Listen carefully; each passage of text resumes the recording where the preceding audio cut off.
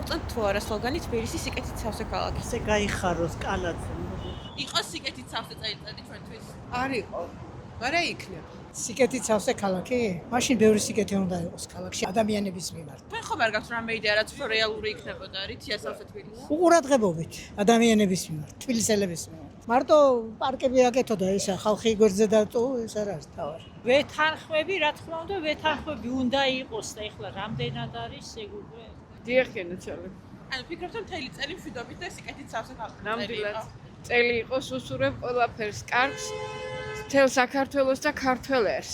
მარტო ერთი მიმართულებით, არ ბევრი მიმართულებით შეიძლება მაღაზიები ლაპარაკოთ, მაგრამ ადამიანებიდან გამომდინარე არის კი სიკეთის სავსე ქალაქი. ალბათ უფრო კი ვიდრე არა. ხო ეს წელი სიკეთით და კარგი ამბებით სავსე.